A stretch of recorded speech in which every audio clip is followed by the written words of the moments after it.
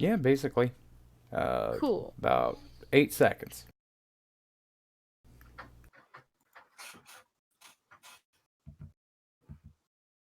Hello, everybody. My name is Ichabod Orange, and this is Ichadab. We're actually going to be talking with Patchwork Heart today, who is an artist I've seen a few times, though I haven't really gotten to know them very well, so they are our first guest for Ichadab. Hello, everybody. My name I is wish I Ichabod had drawn Orange, a and vector this is pose of me Ichadab. We're dabbing actually for this. I mean, you don't have to dab, but you can dab if you want. It's literally in the name of the stream. It is. It is in the name of the stream, but still, it's not necessarily required. Uh, well, maybe if I get some art done by the end of this of me dabbing, you can edit it in later. Oh yeah, yeah. No, No, wait, no, I already have I think I already have an emoji design of me dabbing. we have Hold an on. emoji design of it. Well, we Yeah. actually have a hashtag for the show, which is hashtag Ickadab. I will put that in the side chat. So if anybody wants to do, I guess, a meme of dabbing, feel free to put that in under the hashtag of Ickadab. I will collect some together. If any artists want to draw Patchwork Heart here doing the dab, you can feel free to do so, and it will be featured at the end of the next Ickadab episode. Yeah. Every time I hear the word dab, all I can think of is that stupid McElroy bit. I don't know if you know My Brother and Me. I It's don't. it's a podcast run by these three brothers who are all comedians and stage actors. And they had their own TV show for a while on this Californian comedy station that got shut down, I think, a couple years ago. And it's Griffin McElroy describing what Tumblr loves, and he says, "Here's what millennials love. They love bullying me on Tumblr, dabbing." And then he dabs, and his brother Justin is like, "That's a dab? That's fresh as hell." These men are in their fucking 30s. And he says out loud, "That's fresh as hell," and my soul physically left my body. I am absolutely certain I died that day. Just die a little bit inside when you see a full-grown 30-year-old man dab for the first time and describe it as fresh. It's such a weak ass dab too. He's just like wiggling a little bit the whole Just a little time. bit of a wiggle. What has the internet done to us? I mean, to be fair, I think the internet's done a lot of bad to us. Did you see the thing about the bunch of people going to Area 51? Yeah, I have. Keanu Reeves wants in on that. Chuck Keanu Norris. and that dude from the 1% of My Power Shaggy Rogers memes also wants in on that. So that's fucking great. Oh yeah, no, it's a combination of three of the what they call the most overpowered characters ever. Was John Wick, God, what was the other? Chuck Norris in anything he's ever been in, and then Shaggy. Did you hear that somebody is trying to mod Shaggy Rogers into that whatchamacallit, the Dragon Ball Z fighting game that came out last year? Which one? Because they did already mod him into Xenoverse 1 and 2. But I'm not sure if Fighters. they've, yeah, I'm not sure if they put him in Fighters yet. They're working on it. I have a buddy who's been following the programmers online, and they're so close to getting him in the game, but only on fucking PC, which sucks because most of my friends have it on uh console, so they won't be able to use him. Yeah. I mean, it seems like such a strange thing, but that's how we've become as a society, man. Like we're just full of memes, and the memes become something more than they ever should be. Like, I actual comedians don't make me laugh anymore, but if you say Newt toaster suit in a funny voice, I will fucking piss myself laughing. Okay, I'm sorry. Memes have What? Newt toaster suit. I I'm sorry. What? It's from the r/spubby Reddit. Okay, it's from Spubby. That makes sense. Yeah. It's a bastardization of one of those mail carrier services. I think it's an edit of the US Postal Service logo. Oh god. Yeah. I saw that once and it's been stuck in my head for years. It was such a bad fucking design. But I love it because memes have just destroyed the internet's comprehension of basic comedy. Oh god, I forgot about that. To get to Area 51, they're gonna Naruto run. I don't know if you know No, what that means. not to get to Area 51. They're going to they've separated themselves into group. There's the Kyles who are going to attack the walls uh by pretending that the wall is their stepdad who just took away their Monster Energy drink. And Okay. then the weebs are going to flank by Naruto running because if they Naruto run, then apparently they can dodge the bullets. And then there's the Karens who are going who have been told, and this is real. I've seen it on the fucking Reddit. You are to pretend that the military guards are Starbucks employees who just fucked up your mocha latte and you are demanding to see their manager. That's the thing that somebody actually fucking said. I wonder if I can find the TikTok later so that I can post it on Twitter. Because there's a TikTok where a dude is talking in like a military voice, like a what's the term? Drill instructor voice. Yeah, a drill instructor voice. And he's just giving these instructions and I'm just like, I'm pretty sure I developed lymphoma. I'm pretty sure a year of my lifespan has been chopped off because of this fucking video. Real quick to say hi to the people in the chat. Hello to Mint Yagami, Miss Steam, Sir Adamantine, Jolly Rogers, Bilgewater, and Roy Cudmon. I cannot pronounce their name. I just can't. I've tried so many times. It's just not happening. Minty Yagami makes me. That's an interesting name. Is it like light Yagami, Yes, but it's a pun on. Wearing a peppermint suit? Well, she's like the Neko kind of design, but Oh, that's I cute. don't know why the heck she wears purple. But Because like purple's the best color. every artist has like she demands that she's in the same purple outfit. But no, Samaj did a wonderful job actually like taking her avatar and making it out pretty good. So Well, I can't see it that well, but the colors are very bright. oh, there's Doc Griffin coming in with the wrestling intro. The chat is like all your mods. Oh yeah, no. When somebody comes in, because the main show that I do, which is Citrus Quest, Citrus Quest itself is a completely open platform. Anybody can come on and talk whenever they want, and basically all they have to do is hit me up on Twitter, and I'll let them on. But to facilitate them being able to talk however they want, everybody's a mod. That's fair. That's really fair because I've been on some streams where some interesting shit has happened and there were no mods and it all devolved into racial slurs. So I'm glad that there are people here who can prevent that. So, like, as a weird side note, and I know that you kind of fall to the far left side of the political sphere, basically. Not like radical, but more towards the left than the center. I am what's called a diet communist. I'm a socialist libertarian. I believe the purpose of the government should be to protect civilians and provide the most vulnerable people of the nation with what they need to survive. That's what I believe the function of the government should be. So, onto the weird thing that I found out. I found out like you know I go with the raccoon thing as my character. And I just found out recently that like if you cut the ra part on raccoon off, that's a racial slur?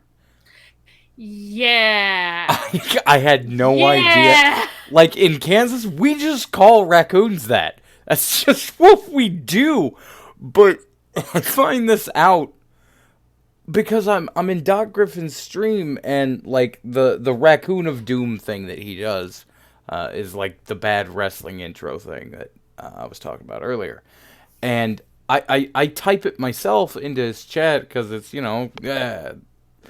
and it censors me, and I'm like, what? Why? And then I Google the definition, and I'm like, oh dear God, no. Yeah, there's a lot of things that I didn't know were slurs until very recently. Like, did you know that gypsy is a slur against Romani people? Oh my God, I didn't for the longest time because just because it's relevant. My particular racial makeup is I'm probably about 3/4 Romani, and then 1/4 Native American. That ends out with when the way my mother always explained it was you're 3/4 gypsy, and it was like, okay, that's just the term they use. Uh, and I turned out it's a racial slur. Yeah, a lot of Romani people have reclaimed it. I have Romani in my family history as well, Italian Romani specifically. Uh, Originally, it was a racial slur used to describe them, and it's a term meaning from Egypt. It's supposed to be like it's supposed to be like ugh. They're from desert. They're desert people. It's they're from sandy places. That's disgusting. They're filthy. That's what that's supposed to mean. And I know a lot of Romani have reclaimed it, but I also know a lot of Romani folks like my like my friend Prosper Bonham who are not a fan of the term. So that's an interesting fact for today. Yeah. Uh, I just never like a lot of the words that I just grew up with turned out to be horribly racist. Well, I think that it's always okay when someone who is a minority reclaims the slurs for that minority because that's a very personal thing, and reclaiming it into a word of power is never something that I will judge someone for. You know that I'm queer, right? Yeah, yeah, no, I'm aware. I'm non-binary, my girlfriend is transgender. Like there is nothing straight or cisgender about my entire life. Uh there are there are gay men who identify as fags, who will use the word fag as a self identifier, who will reclaim it. There are people who use the word dyke and reclaim it for themselves. There are people who use all sorts of anti gay slurs as self identifiers. And I might not be comfortable calling those words. Uh, but if they want to call themselves that, then I'm never going to judge someone for it. Just like I'm never going to judge a Romani person for reclaiming the word gypsy or a black person for reclaiming an N word. Those are their words. They're allowed to do that. Yeah, no, that's understandable as a concept.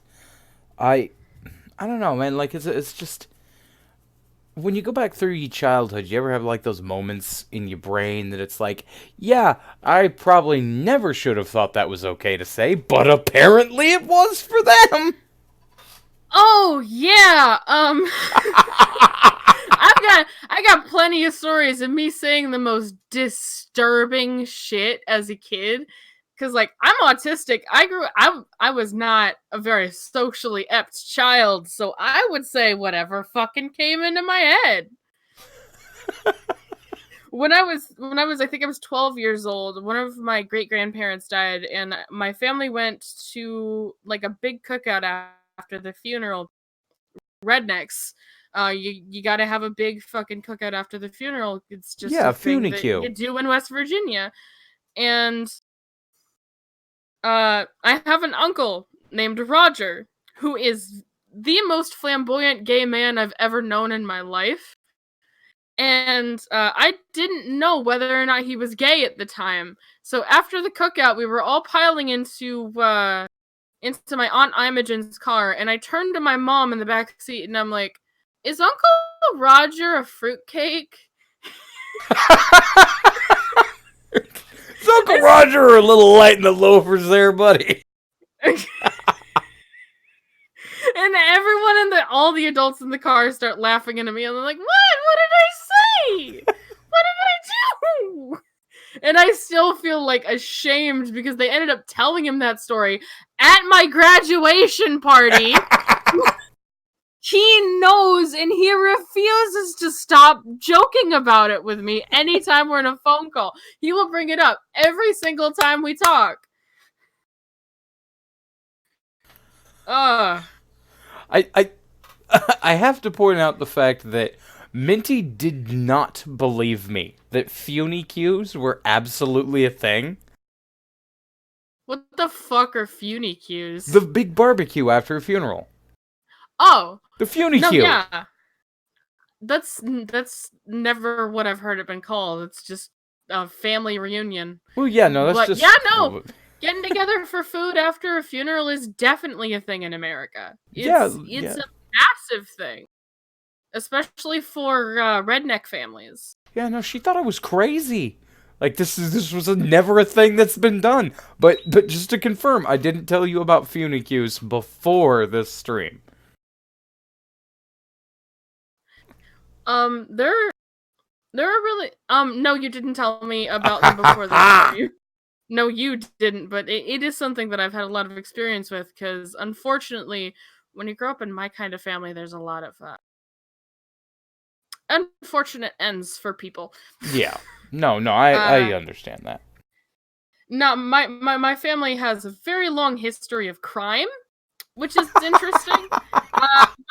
My mother's mother, my grandmother on my mom's side, was a moonshiner, and so was her father. And when she was a little kid, she used to climb in these tunnels underneath the house where she grew up to unlock the shed that was about 10 meters deep in the woods where they brewed the moonshine. And her older brother was the rum runner who would fucking drive around this shit. So my family has a history with crime. Surprise! Yeah, and I don't know if they still do it, but if they do, they never told me.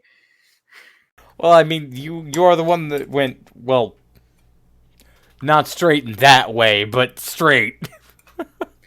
Well, no. I did some crimes of my own in high school. I was not exactly a good child myself. I got arrested a couple times, but I was able to get clean and clean up my record, and eventually it was expunged.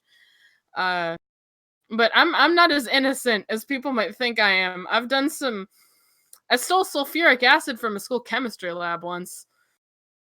Okay, but why? I had this stalker in school who was saying some really weird shit about, like, if I can't have sex with you while you're alive, we'll just wait until you're dead and fuck your corpse. Aw, that's just unsanitary. Yeah, it was kind of fucked up, especially since, like, I was in a relationship at the time. It was real fucky. So I thought if I bought some acid and I poured it on his dick, then it wouldn't be a problem anymore. Well, but I mean, got caught. Yeah, it'd kind of be a problem regardless. Did you tell him what your plan was? No, Good the school move. had noticed that some of the supplies that were kept in the chemistry wing were missing. And and they stop every student in the school. They shut down all of the doorways so no one could get out, and they search every single locker. And they notice that no one in the school has a locker, so they check the people that are on the extracurricular programs. I was working an internship at Rockwell Industries at the time. It's a tech company that makes all of the fucking components for spaceships. Like, they build shit for NASA. Yeah. And I was an intern there, doing coffee runs and shit, through a program called CVEC, which provided employment for disabled kids in public schools so that they could have shit on their resume. So all of the CVEC kids and all of their programs were stopped by their employers and searched, and they found it. And my stupid ass says, it's perfume. And they're like, "Don't fucking lie to us." And I'm like, "Yeah, no, it's the acid. I stole the acid." And I was almost charged with conspiracy to commit terrorism. But then I like showed the evidence that I was being stalked, and I'm like, "No, it's just conspiracy to commit manslaughter." And they're just like, "Oh, okay." And I spent 6 months in a juvenile mental health detention center. I went into probation after I got out, and I stayed clean from committing any crimes for 2 years, and they expunged my record. So you did tell him what it was for. Yeah, no, I did tell them, and I'm like, "Yeah, no, actually, there's this kid who's been stalking me. His name is blah blah blah blah blah. He's been making all these threats. I brought in witnesses. I'm like, these people were in the bus next to me when he said this shit. They were just as disgusted as I was. Everyone has been afraid for my safety for weeks. Here is the proof. There's footage on the fucking bus security cameras of him saying this shit." And they were like, "Yeah, we can understand you having a mental breakdown from that kind of threat. We'll reduce the charges." And We'll reduce them. we're not gonna send you to prison for life, but we are still gonna press charges against you. And I'm like, that's fair. I did commit a crime. Yeah, that's fair. I'm not gonna blame them for doing their jobs as protectors of children. But Protectors that of was creepy necrophiliac children. I mean, it's a high school administration, and the guy stalking me was the son of a very wealthy donor to a lot of private schools. So I'm not surprised he got away with stalking me. I mean, when it comes down to it, do you think that like people get away with that kind of stuff more often because like their parents are rich? Yeah, especially in high schools. Um, like I had a lot of really creepy stalker guys because you wouldn't know it from looking at my selfies on Twitter, but I actually used to be kind of hot. Uh, and guys would be real creepy because I developed early. So Okay, no, I know what you mean on that one. I had a lot of guys saying some weird shit to me during high school, so I got in a lot of trouble a lot of times for pouring coffee, boiling hot coffee on some very erect young juniors. Jesus Christ. I hear your dog in the background. Yeah, she's whining for some reason. I don't know why. Maybe she Chill. wants a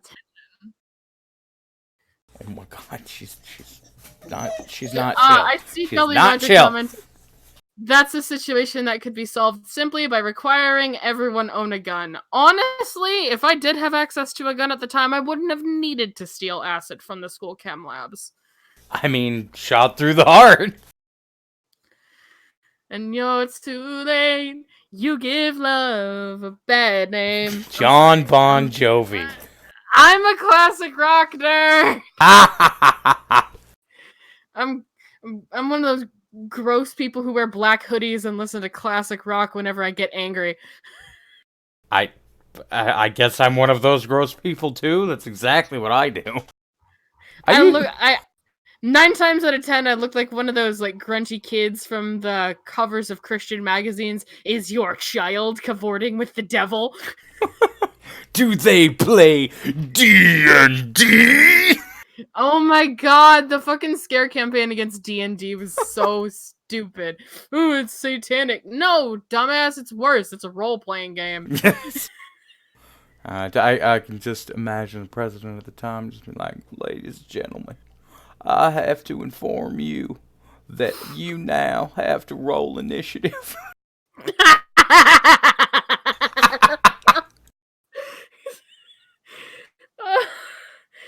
I I'm do going that to Bill take that Clinton sound impression clip way and too well. I'm gonna take that sound clip and animate it. I'm gonna do that. I've been trying to animate more shit posts lately because those have always been my most popular content. Oh, well, if you ever need somebody to voice something, let me know. I actually am trying to get some voices together for a thing I'm planning. That vector PNG you have right there on the right side of the screen, That's a Yeah. new design. I just updated those recently, and I'm working on making a new set of poses. And I'm going to need some VAs for the reveal video. I guess this is the reveal video now, though. This Secrets is building out. hype. That's what we call hype building. God. I didn't think I'd be talking about my criminal record today. Well, that a lot of people like when I used to do Citrus Questions, which was the discussion show of two people. A lot of the time, just when they talk to me, they'll go into like the weirdest stories for no apparent reason. And like I think it's part of getting to know people is knowing stuff that they'll just tell you, not that you're prompting them to just like rip out, but like just naturally in a conversation. You never know what somebody's going to say, and it's always Oh the best when yeah, it's natural. that's the best way to find out who people really are. My podcast, which I honestly want to have you on now at some point, it's called Serious Talk. It's where I get together with journalists, activists, and other creators with very strong opinions that I ask them about certain things that are going on in the world at the time. Leo, who was in the comments, has been on it before. He was on my Toon Critic episode. Mm. Um, Oh my god, uh, me and Toon Critic have the same first name, and it bothers me to no end. yeah, I can understand why. Mm. Um, uh, the first episode of the show that I did with Prosper Bonham, who I mentioned earlier, my Wi-Fi kept going out for some reason, so the call kept dropping. And when it would drop and I was trying to reconnect it so I could get back to the interview, Prosper would just start talking to fill the space inside of the recording. And they told the most interesting fucking stories, like about and these are on my Patreon if y'all want to hear them. I took these clips and put them on my Patreon as like a bonus. One of them was the story of how her mom, or their mom, who worked for a nature rescue service rescuing injured animals, brought an owl that she thought was dead into the house to bring to the rescue center later to properly be disposed of. But the owl was not dead. It was very much alive. It was just sleeping. And it woke up, attacked the dog, and got stuck in the Christmas tree. It is the weirdest story I've ever heard in my life. And I really want to animate it at some point for my channel because I feel like people would love to hear that story. Prosper has some interesting fucking shit. Not an owl. Just my cats back when I was living in the place that I used to live, oh god, 15 years ago. We had cats. We had like 3 or 4 cats that would always bring in animals. Usually that they had eaten part of, so they were dead. But one day the cats bring in this you know what a grackle is? It's like a blackbird, but it's got like a shiny bluish tinge to it. Yeah, So they're very pretty. they had brought in a grackle, and you know, naturally, I was upset because I was a little pansy, and like it was a dead animal, and to me it was cute, even though it was, you know, it's a bird. And this actually had been the moment that started my hate for birds. Was I had gone into the living room and I saw this thing, you know, I thought it was dead on the floor, and I start freaking out, and my mom comes out and my oldest brother comes out. My oldest brother goes down to pick it up, and this thing is still very much alive. Like the cat had thought it had killed it, but it was perfectly alive. The wings weren't damaged, the claws weren't damaged, none of it was damaged. They had just been holding it by the like tail feathers. So this thing bursts up in the air and starts flying around the house. Everybody's freaking out, and Josh is like swatting at it, trying to knock it down, goes under my mother and face plants right into Josh's head. Josh goes down, the bird goes down, Dad comes in, grabs it by the sides and chucks it outside as quick as he can, and this thing just flies off.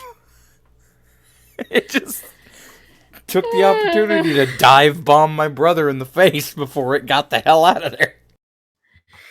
Was he okay? He didn't get infected, did he? No. There was a bit of a cut on like his forehead from where it had face planted into him, but he didn't get like hurt or anything. He was just obviously shocked.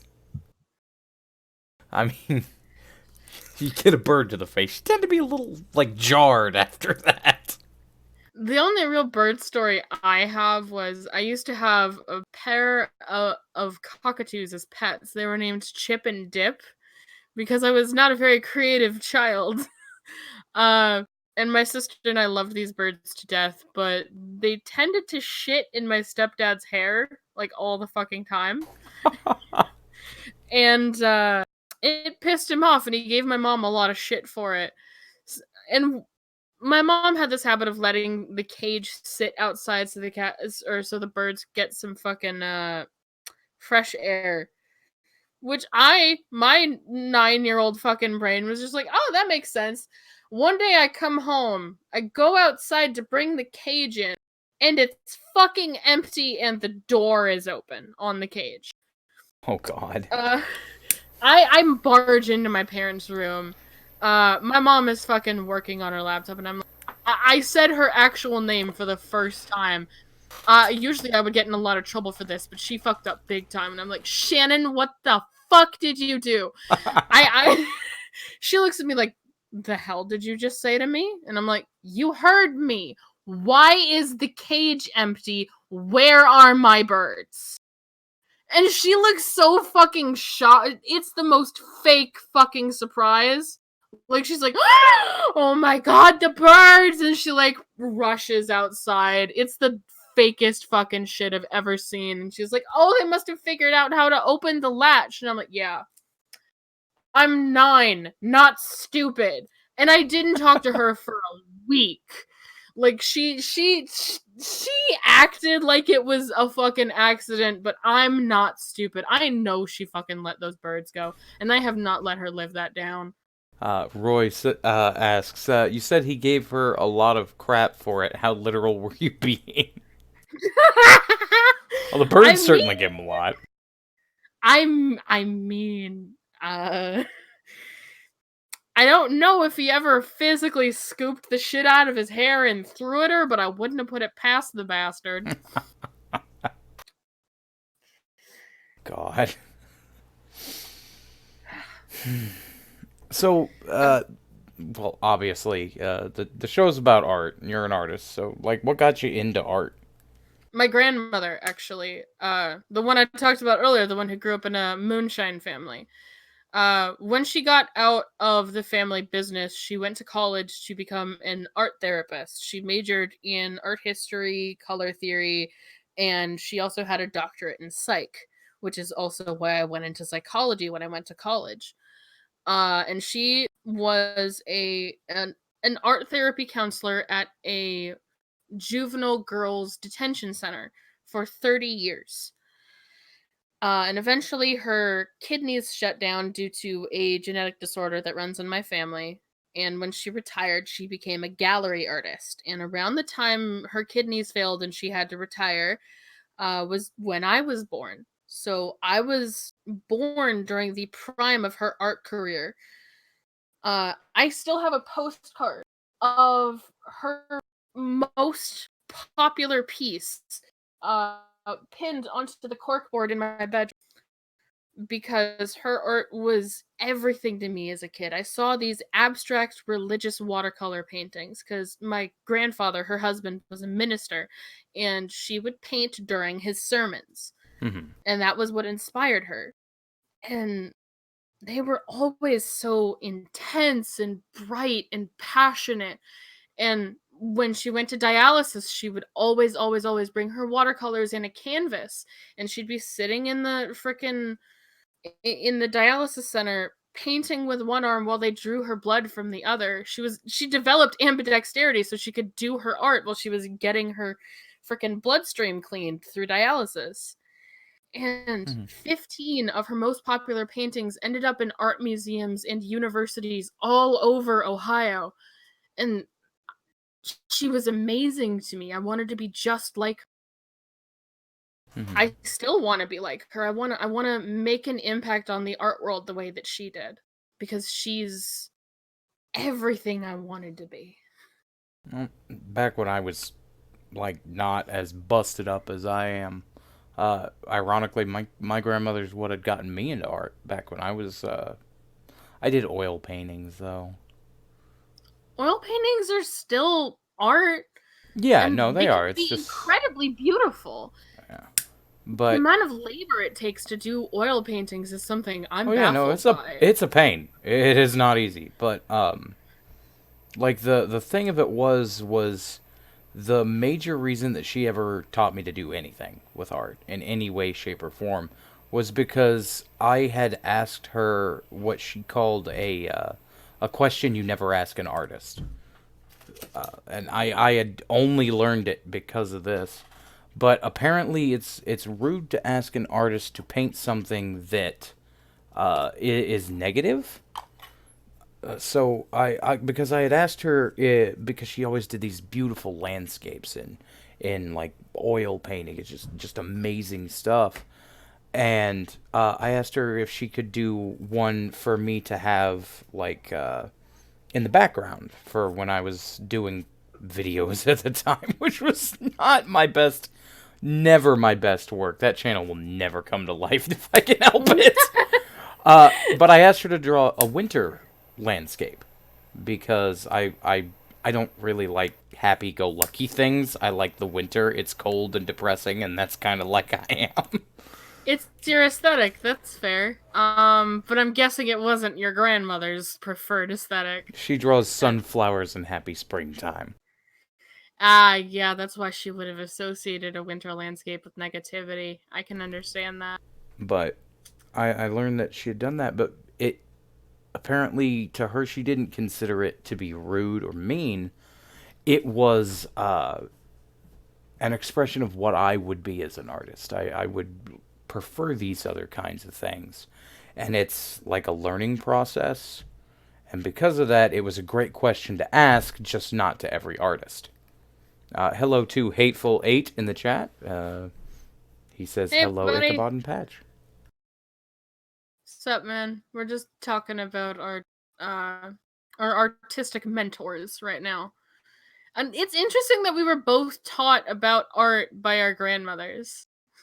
Yeah, it's a different relation. We never thought that was gonna be a thing that ever came up.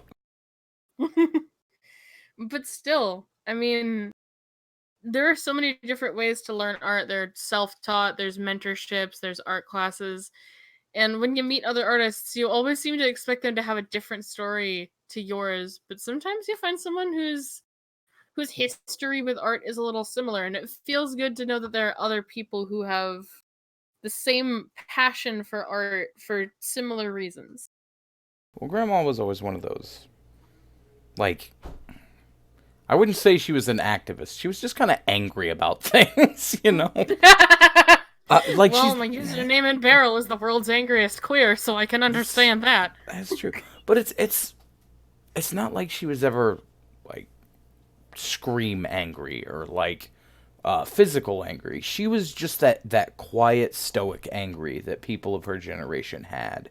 That moment of, you know, I'm not furious with you. I'm not even angry. I'm just disappointed. But she was constantly like that.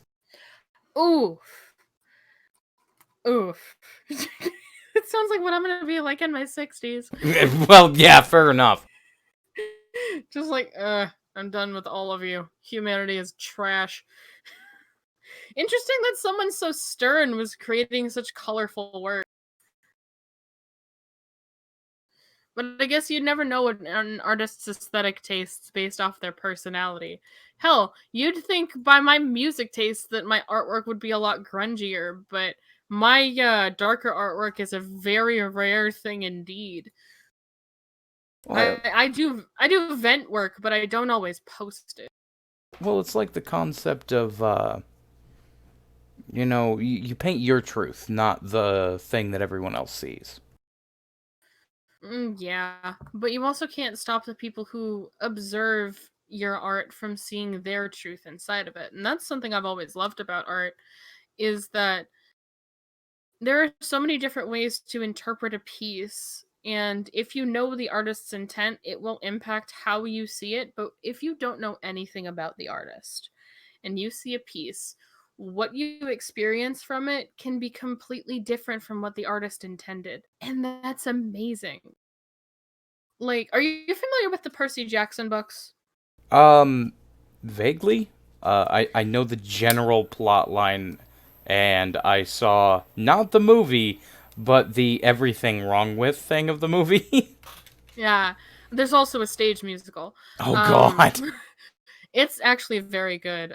Rick Riordan wrote those books as a way for him to process the things that he didn't like about mythology and modern YA literature. Mhm.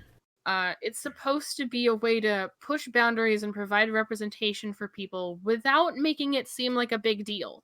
It, the fact that there are queer characters in the novels and LGBT characters in the novels and disabled characters and people of color, he never really focused too much on it so that people could just enjoy the story. He's like, no, yeah, this person's black. This person is in a wheelchair. This person has a prosthetic. This person is gay. This person is trans.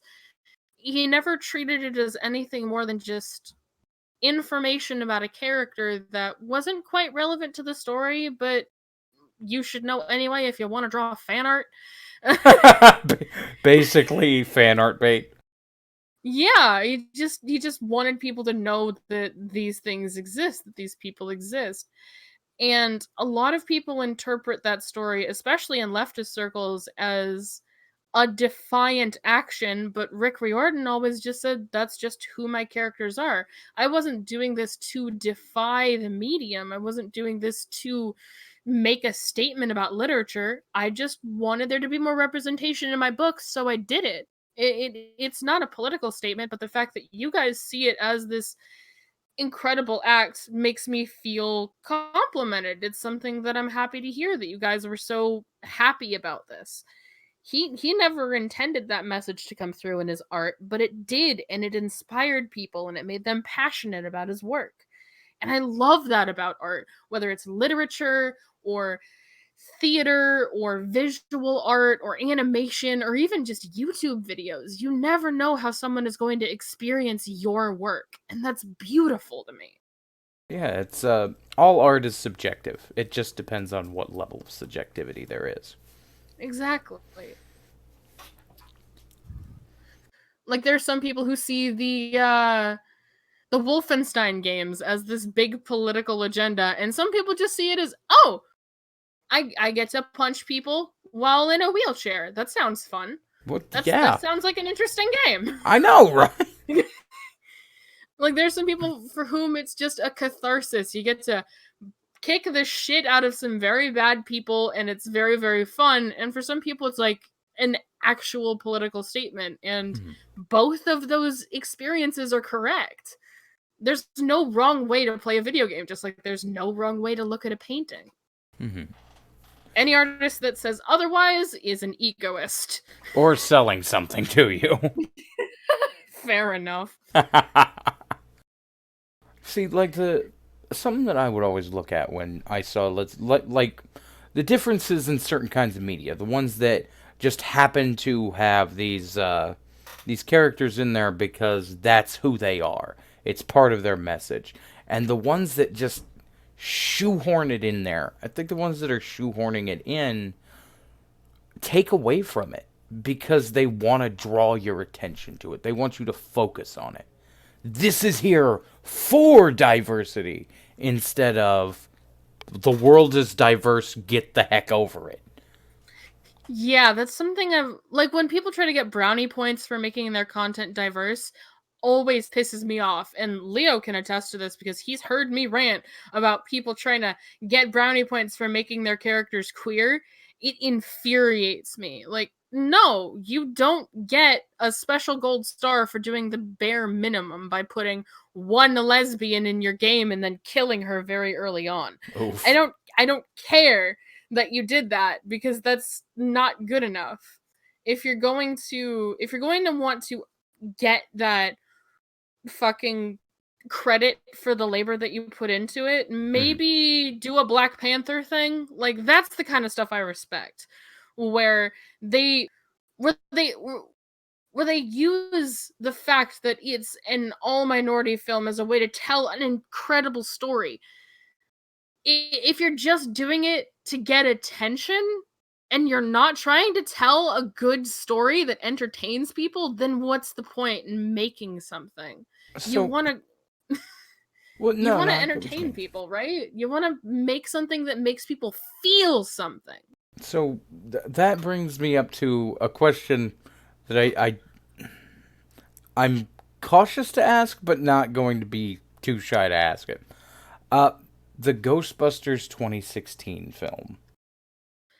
I thought, like, as a film, it was incredibly mediocre. It did not have the same comedy quality as the original Ghostbusters, and I don't think that's because there are women in it. No. I think it's because they tried too hard to make this original Ghostbusters but with girls instead of its own story. They tried to do a reboot when what they should have done was make it its own beautiful universe. And these characters could have been so amazing. These actors did a great job with what they were given, but they weren't given good enough material. Yeah, it's like I can weave uh an entire blanket out of the strings that you've pulled out of a pile of dog shit, but I'm working with the materials you've given me. It's still shit covered string, but here's your Yeah. blanket, bro.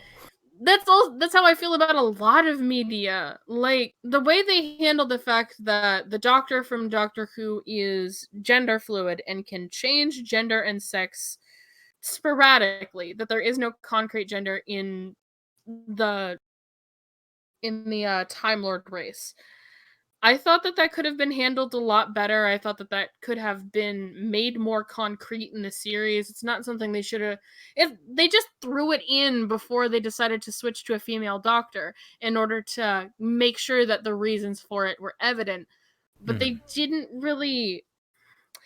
It just feels like a tossed in fun fact. It doesn't feel like something that was explored, because they explored it very well with the Master when they made her into Missy, but with the Doctor, it's just a it's a plot device. Mhm. It's not a part of the character. It's a plot device, and I don't think that identity should be just used as a plot device. Treat it with banality, but also treat it with respect. It's normal for a Time Lord to change genders randomly, but acknowledge that that's a thing and discuss it and make it comprehensive. You don't need to educate people on what intersex is. But if you're going to write a story about someone who has an experience, do it well, and do it with passion and with education and with a knowledge that your story is going to impact people. Well, like that's kind of what I mean by like when I said Ghostbusters 2016 rather than having it be that they just are women, shoehorning and pointing out as often as possible that they are women. Yeah, That's the problem. that's what I was talking about with Rick Riordan. He identity can be a part of the story, but making it the sole focus instead of focusing on writing a story seems, Lazy? yeah. If the only interesting fact about your character is like, hey, I'm trans, hey, I'm a woman, hey, I'm black, then it's a bad character, because real people aren't like that. I have never met a person whose entire identity was built around one facet of themselves that wasn't a high schooler trying to look cool. I'm the emo kid. Like, I listen to hard rock and smoke cigarettes. I'm totally cool. That's what these characters come off to as me. Like, trying to seem interesting for the one goddamn trait they have. that's lazy writing in my opinion. And it's acceptable for someone who is young and first breaking into writing, but if you're an experienced content creator, whether that be a script writer, fucking screenplay director, a stage play director, no matter what field of entertainment you're working in, Mhm. you have to hold yourself to a higher standard than just, oh, this story is about how hard it is being a woman, but the only interesting thing about this character is that she's female. She has no personality, she has no struggle, there is no risk she's taking here. It's just hard because some men are gross to her in the story. That's it. There's Yeah. no real conflict here. Like, There are good stories about people dealing with discrimination. That film about the black women who helped program the technology that led to the moon landing. That was a good movie because it tackles the discrimination they faced as black women without making their ethnicity their sole trait. That was a respectful way to handle that piece of history. And then I see stuff like the Ghostbusters reboot, and I'm just like, really, fam? Really? really, This is what man? you. I was defending the story for months, and then it comes out, and it's just mediocre. It's just And I, shit. I, I felt like such an asshole, you know? Like, this is what I've been defending. This is not like the actors did an excellent job with what they were given, but really, can the writers' room try any less? See, like, I keep getting the feeling like this is how it's going to be with the new James Bond movie. Because I have been trying to tell people, look, here's the deal. Yes, the new 007 is going to be a black woman. Fine. There's nothing wrong with that. Because they're addressing the fact that James retired. It's not just gender swapped Bond. It's a new character with the code name who's been what one of the tropes that I love is passing the torch stories. And that's what Yeah. this kind of seems like it's going to be. And I don't know because I haven't read the script, but the easiest way for them to do it right now would be for James not only to do what they did say in the article, which is try and hit on the new agent, and she's just not interested. Which, man, fuck it happens. But make James come to realize that he's past his time. Not he was never a good agent. He was a bad person because he's a man. But his time's done. It's over. James Bond would be 93,000 by now. The movies have been going on for 30 years. I don't think he was a bad agent because he was a man. I think he was a bad agent because he was a misogynist who was explicitly very rapey. Yeah, he was super rapey. Very but I do think that the best way and the simplest way they could do this story and do it well is to use the new 007 as a way to say that James Bond's era is over, the era of misogyny is over, and he is being replaced by a competent woman because she's best for the job, not just because she's a black woman. And I really hope that that's what they do with the story. Hmm. But I'm also prepared for them to waste this woman's talent because that seems to be happening a lot lately with a lot of actresses where they get these incredible talented people, and not just actresses, actors of all genders just seem to be getting into these films where their talents are wasted, like the Disney remakes. Oh, God. Ugh. Oh, I've been hurt. Donald Okay. Glover did not need to be in this movie. He deserves better than this. Come They on. made Will Smith the genie. Will Smith is an amazing actor, but he's not Robin Williams. You're not gonna get that reception for him.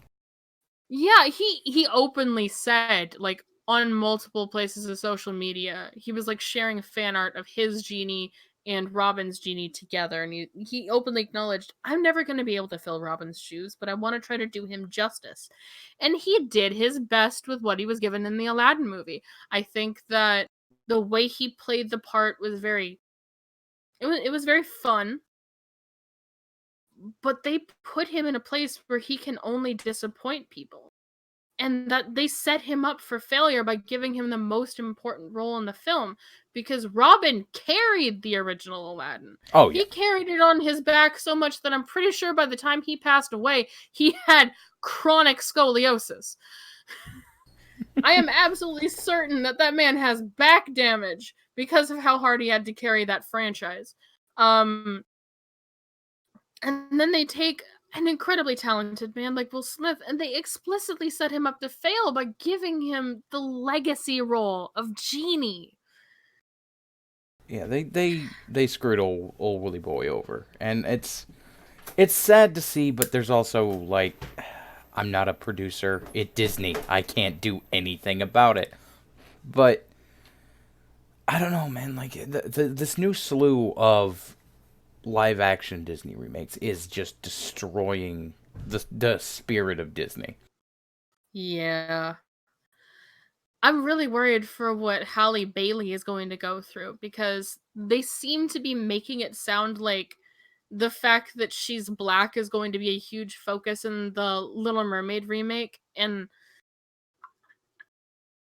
it feels like they're setting her up for failure by making a big deal out of the fact that she's the new Ariel, when in fact it's just a banal casting of a very talented young actress. This is her first big picture film.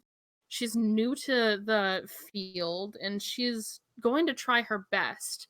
But I feel like what's going to happen is the movie's going to be very mediocre and people are going to blame her because everyone made such a big deal about all the new Ariel is black, and that seems cruel to set up this beautiful, talented young actress for failure by making the sole focus of the promotion the fact that she's a black woman. Well, I think that was also their mistake with Captain Marvel. Captain Marvel, while not the best movie out there, could have done really a lot better because it's a big blockbuster Marvel film to a character that could be really fucking amazing, but Brie Larson is not that character. She's just not. Bray's a talented woman, but she is not the comic book captain. And No. I say this as an explicit leftist. As gay as I am for Captain Marvel, for Carol fucking Danvers, I feel like didn't they didn't give Brie the right material to make this character work. Like I feel like it feels like she's a proxy for women to live out their power fantasies instead of what she's always been in the comics, which is just an independently strong woman with incredible power. It feels, and there's nothing wrong with giving people fodder to live through their fantasies. That's what Black Panther was for a lot of black people. yeah. I hear from a lot of my black folk friend, a lot of my black friends, like Femtron on Twitter, that this movie still impacts a lot of them, and it feels really good to have a film where they can feel powerful and have a capacity to make an impact on the world. That's a confidence boost. But that shouldn't be all the character is. Otherwise, what's the point of the fantasy? Yeah. It's I don't know, like Brie Larson is not a bad actress. That I'm gonna say that on the outset, but she's not the person to have picked for Captain Marvel. She just doesn't fit the character. She looks hot in the suit, but well, she's a fucking babe. She's gorgeous, and I had a fun time looking at her punch all of those people. My gay ass was delighted. But the movie was kind of underwhelming, boring. yeah, no, like the movie itself wasn't well written, but I also think it wasn't well cast. For this kind of a movie, for something that is and I mean no offense by this, the woman power fantasy kind of thing, which is what they were going for. Brie Larson is not the person I would cast for that. But man, my actresses go back to like the 80s, 90s, and 2000s. I think Sandra Bullock could have played a really good Captain Marvel, but she's too damn old now. Apparently. Um, there are a couple of female actresses that I feel like could have done Carol really well. Are you familiar with the Jessica Jones Netflix show? Oh god, I don't think I am. I don't watch a whole lot of Netflix. It's a DC show about this incredibly powerful female detective who Hmm. has some issues, let's say. But the actress that plays her is incredibly talented, and her name escapes me right now. But she is perfect for female power fantasy style stories because she is able to exude the confidence that's necessary for them without being interpreted as obnoxious. She's very subtle with the way she portrays the female power fantasy. She's very intelligent, but she's also capable of kicking the shit out of a sexist douchebag and has in the show multiple times. Mhm. So she's capable of doing what Carol Danvers did in the movie, what Brie Larson was paid to do, in a better way than Brie. See, it's kind of weird because like the person that I think would be perfect to have played Captain Marvel isn't so much an actress as a comedian. But have you ever seen the comedy acts of Liza Schlesinger? Yes, She she's would have. fucking incredible. She's an amazing comedian, but I think she could have done Captain Marvel better than Brie. Like she's got that I don't know the aura about her of like I am stronger than you. Fuck off. And It's yeah, it's just the whole factor of I can go through my mind all day of people that could have played Captain Marvel better, but in the end we got stuck with who we got. what I'm wondering is going forward, a lot of the actors from the original Avengers films are retiring. And I'm wondering what they're going to do to move forward. I know that they're replacing Iron Man with Peter Parker, and I know that they're making T'Challa one of the faces of Marvel now, which is great because T'Challa is an incredibly well written character. I love his story. I love what his film did for cinema. Um, but there are second gen characters in the comics that I feel also need to be integrated into the story, but I'm worried about who they're going to cast for them. Like Ironheart and Miles Morales. Like characters whose stories in the comics are incredibly beautifully written and who are capable of being amazing characters in film just as they are in comics. And I'm wondering how the MCU is going to handle it because I don't think that any MCU director, even Taika Waititi, can do Miles Morales the justice that Spider Verse did.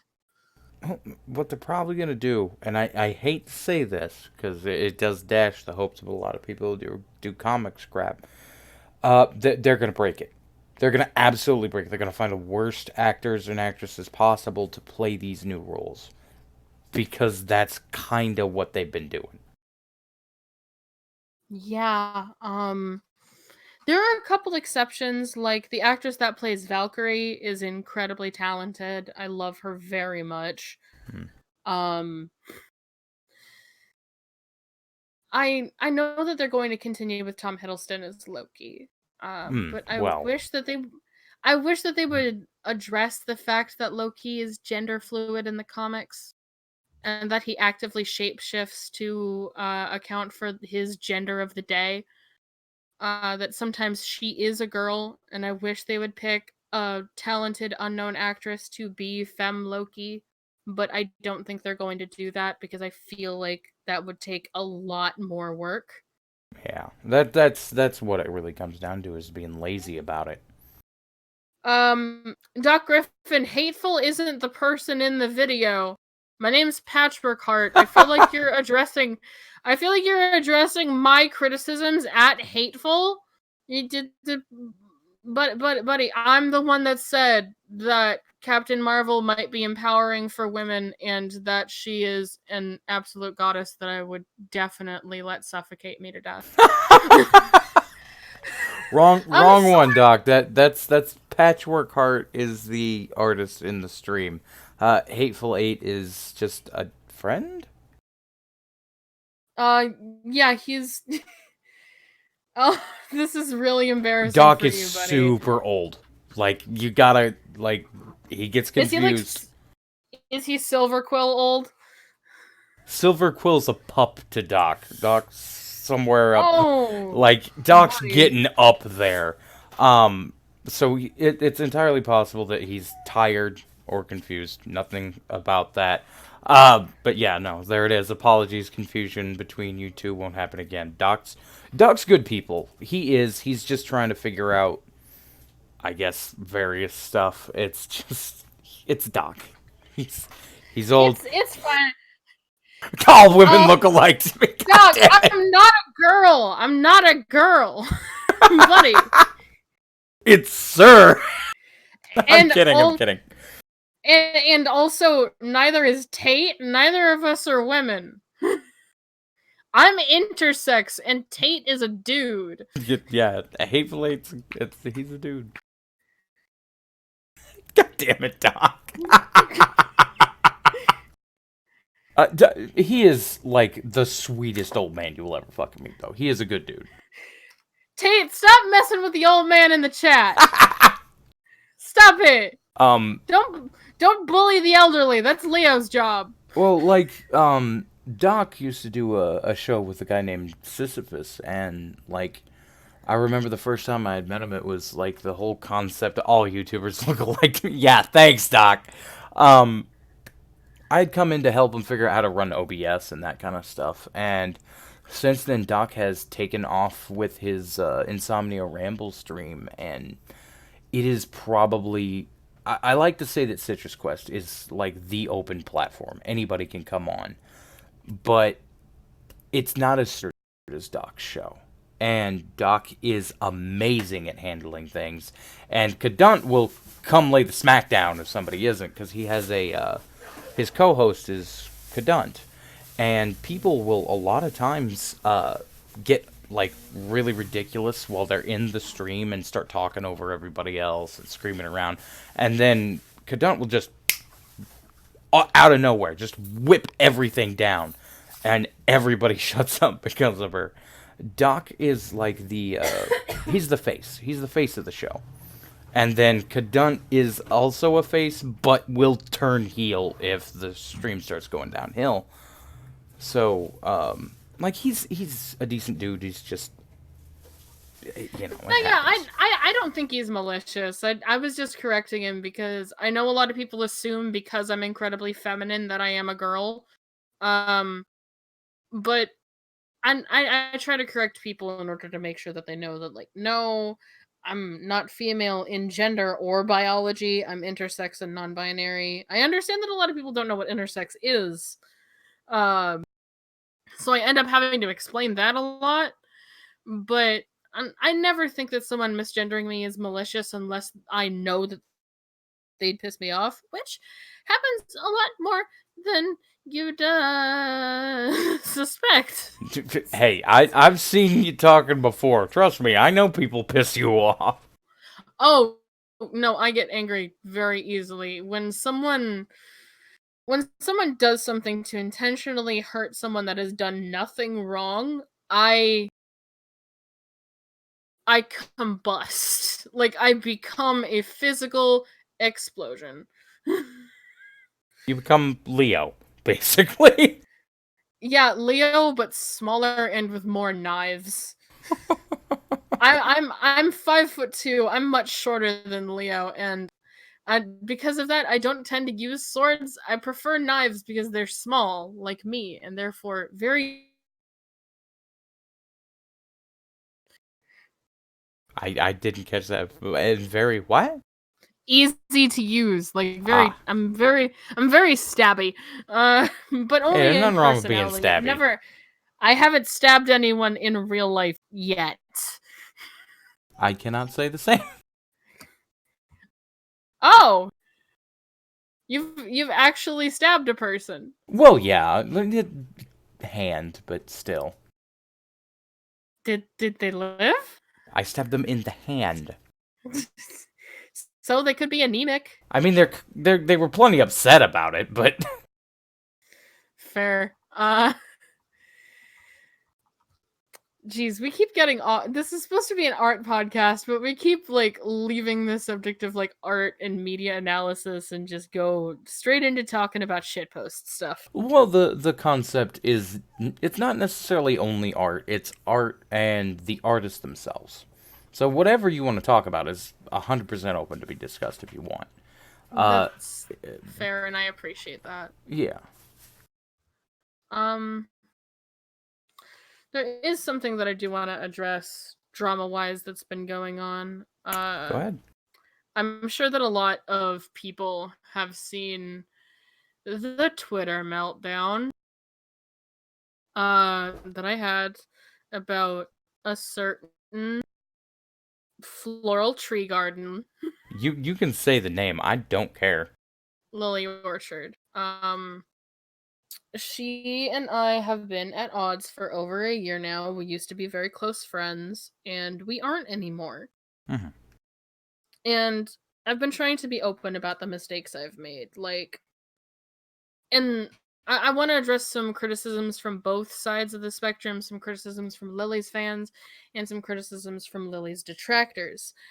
Like Kiwi Farms has stated that while I was friends with Lily, I was incredibly abusive towards a lot of people, including Josh Scorcher, and I do want to address that. Yes, I did apologize to Josh in private, and I tried to apologize in public for this multiple times, but I'm going to do it again. I am sorry for the way I treated everyone during the Toon Critic drama. It was disgusting. I lost track of what I was trying to do by standing up for the people who Zach victimized far more intensely than he did to me. And instead, it became a crusade for my own personal honor, which is Hmm. something I should never let myself get to. And I'd also like to address the criticisms from Lily's supporters, saying that I have been malicious towards her. And yes, I have. I admit it. I have been incredibly cruel towards her. I have called her horrible things. I have broken promises of things I would keep private, like the things that she would commission from me. I have done a lot of incredibly cruel things to a lot of people out of a desire to be heard and out of rage. And that's no excuse, but it is an explanation, and I want everyone to know that the behavior that I have shown in the past year, including the Twitter breakdown where I became very visceral towards anyone who tried to defend Lily, I'm very sorry for the way I've been acting. I want so desperately for this drama to end, but I keep reacting to things, and You get drawn back in. I'm I keep feeding the flames, and that's my problem. That's that's my bad. That's my L here. Mm. I want to. I just want to publicly acknowledge that I'm not perfect, and yes, Lily's been cruel to me, but I've been cruel to her too. I am no better than she is. Well, to be fair, you're kind of admitting it. That's something I That's haven't seen Lily do as of yet. Like she hasn't that. admitted that she's in the wrong here.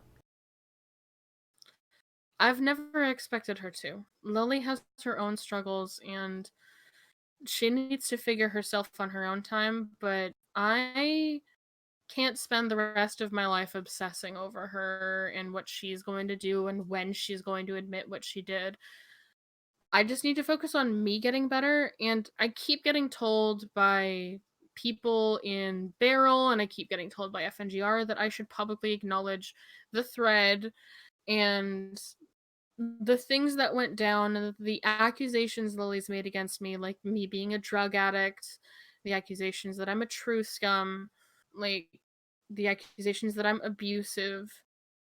Um And I feel like I need to acknowledge that, yeah, the behavior that I've portrayed can be interpreted as those things. I can understand why Lily's fans think that I am that way. Uh, because I have been incredibly cruel towards people. I've called people terrible things. I have said awful things about people I used to love very much. And I need to accept accountability for that if I ever want to move past what happened between the two of us. I need to stop caring about how she reacts to everything I say, because if I'm living my best life and she's still talking about me, that's her problem, not mine. Yeah. As a note, I Minty Yagami in the chat says, "You can't please everyone, but it's good you're taking accountability for your own actions." Doc also says, "Nobody gets along with everybody. People who say that are lying." So, and I'd like to mirror that concept that you're taking accountability for what you've done wrong. And that in itself takes a certain amount of courage, and it takes a certain amount of self reflection. And the fact that you're able to do that and understand what the problem is not bad on you. Yes, you may have acted poorly. Yes, you may have done things that you're not exactly proud of. But you are putting it out there. You're saying you've admitted what you've done is wrong, and it's not like you did something like, I don't know, lobbing a shotgun shell at some kid. You just said some mean words. Yeah, no, it sucks, and yeah, you may have been a little mean to him, but with the kind of shit that people were saying, I can't super hold that against you. I've seen a lot of the threads because I decided, you know what, they're obviously upset about this, and the people in the chat that know me, or I assume you as well, realize I have kind of a thing with kicked puppy syndrome, is what I call it, because like you see a limping dog on the side of the road, doesn't matter how rabid it looks, you want to help it. So I come into this concept of like I want to help. And I go through it and I'm like, wow, man, they're really pissed off. And then I look a little deeper into it and I'm like, oh, that's why they're pissed off. um, so Yeah. I look at the way I acted in that thread. It was disorganized, first of all. It did not clearly portray what I was trying to do, because it looked a lot more like I was trying to destroy Lily and less like I was trying to stand up for myself. mhm. And I feel like that's probably why Lily reacted the way she did to a lot of what I said, because it felt like I was attacking her honor instead of trying to defend mine. Because I understand why she's mad at me. I was a bad friend. I will admit, I was a bad friend to her. But everything about our friendship was unhealthy. Not just my constant need for revenge. There was also a lot of unhealthy dynamics between us where I don't know if she knew, but I worshipped her, and I had this constant unhealthy need to make her proud of me. I was codependent on her.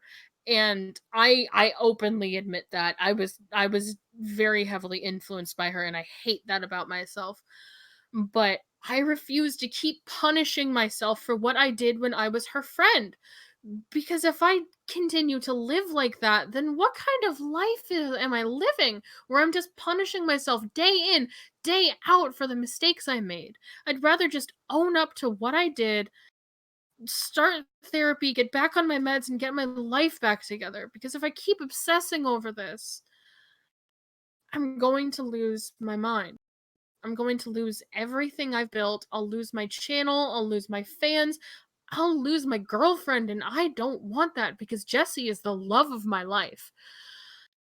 I need to be better.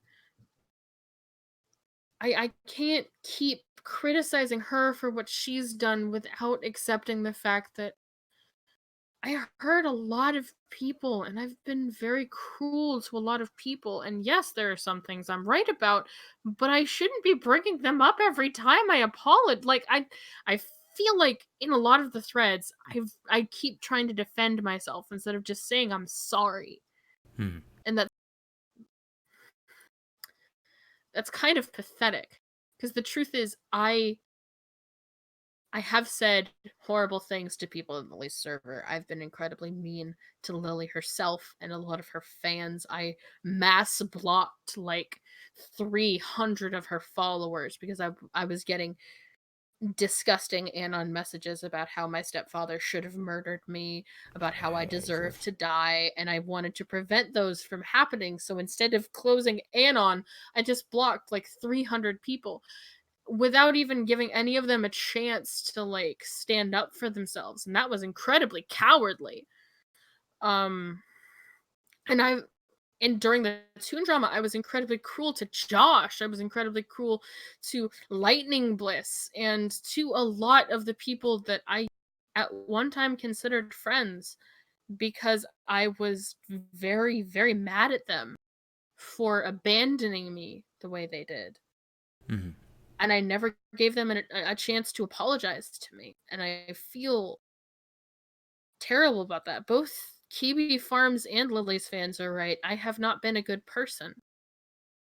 So, I I I I need to do better. did you unblock them? I have been working to unblock a lot of Lily's fans to make things right.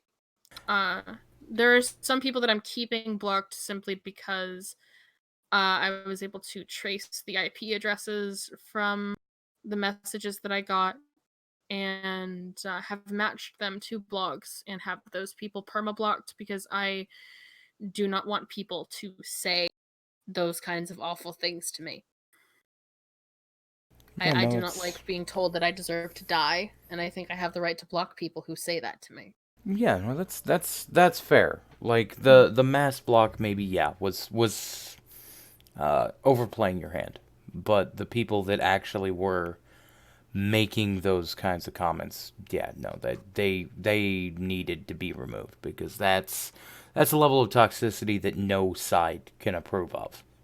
Death threats are off limits. That's ridiculous to do to somebody, or even wishes of death. It's cruel.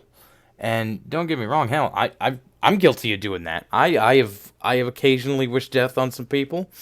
That's what the whole wood chipper joke is. Um, that is me being angry. But I'm just saying, sometimes the wood chipper is the only answer. I guess I just felt it was time for me to get on YouTube and address everything and apologize. So, Lily, if you do ever hear this, I am sorry. And I know that you probably don't think about anything that happened between us, but as much as I regret a lot of our friendship, I also treasure a lot of it. And to anyone else who sees this, anyone else who has criticized me from all across the internet, you are right to hold me accountable for the things I've done. The only person who got me into this situation is me, and I am going to try to do better. So, I a way to word it that may be a concept is, um, it's something that my dad used to say, and then it come to mind on this one. It's I'm not asking for your forgiveness. I'm asking for your understanding. This is something I know was wrong, and yeah, it happened. I But don't I expect can't anyone do. to forgive me for what I've done, but Well, you I can't do hope more they'll than at least apologize. listen. It's all I can do is apologize and try to be a better person in the future. I have a doctor's appointment next month. I'm going to start getting treatment again, and hopefully by the end of this, I'll be a more stable and competent person than I was before, and I'll carry myself in a more respectable manner. It's a noble goal. It's good for you to to acknowledge that and actually work towards getting better. So, kudos to you on that. I know way too many people who just like there's clearly a problem, but they're doing nothing. Nothing at all to deal with it. And not even with the just people like barrel people. Like there's a significant group of people from where I came from, which was over by Chambers server, and then before that, every other place I've been. Which, yeah, no, there's a joke that runs around that I'm the YouTube STD. If you contact with somebody that's had contact with me, I know you. uh, but yeah, um, there's a lot of people out there who just refuse to help themselves, and sometimes you just gotta let it go. You gotta come to the point where it's like, I can't help this person anymore. I've done everything possible. And in this particular case, I would say not that she's a bad person, but she's beyond the any anything like that. Like being helped by another person. They want to be the way they are, and there's nothing wrong with that. I am. I don't think Lily's a bad person. I think she just has a lot of unhealthy habits, habits that I picked up, habits that I indulged in. Mm-hmm. Um, I don't regard her as an abuser.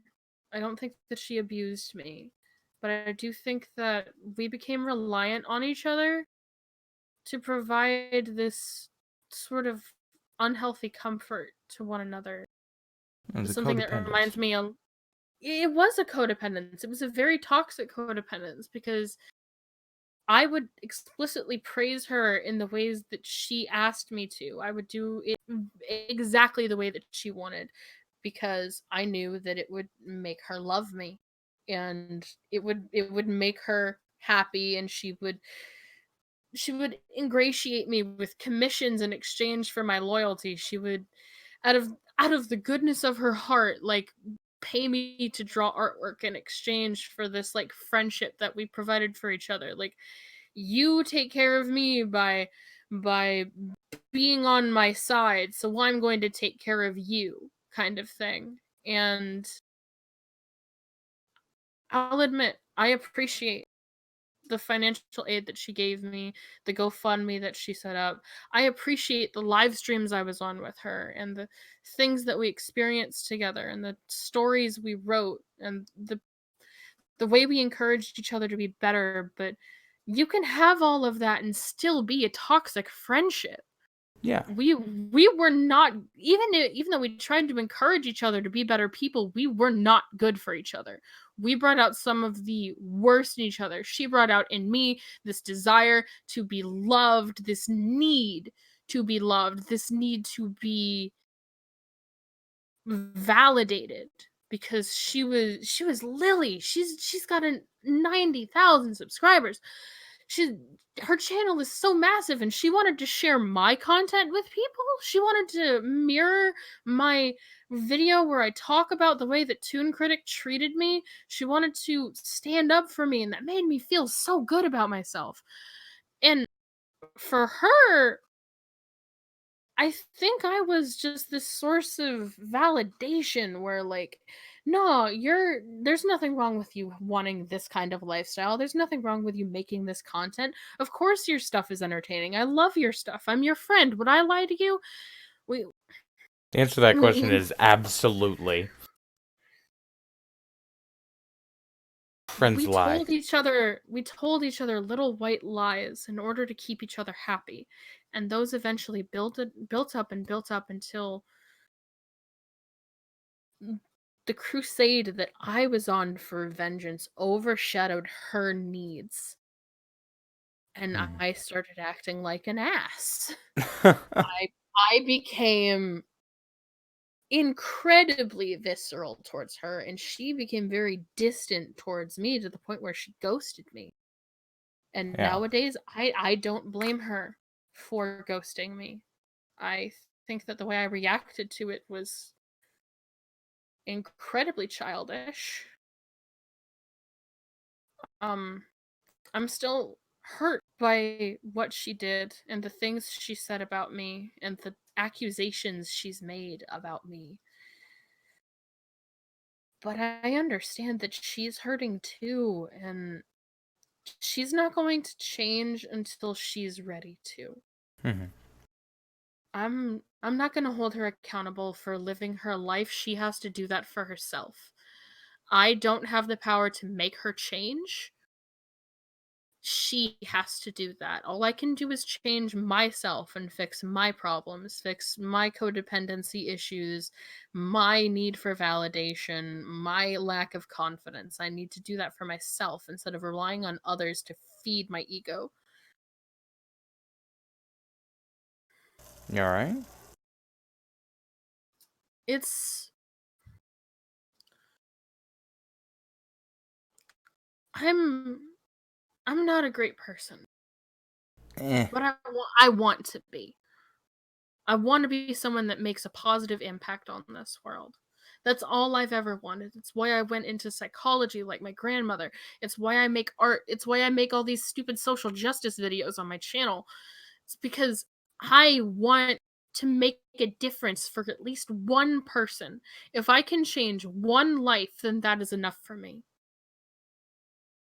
I want to be good. And I know that wanting to be good isn't enough. I have to put in the work. And I'm tired of making excuses for myself. You know? Yeah. No, I get you.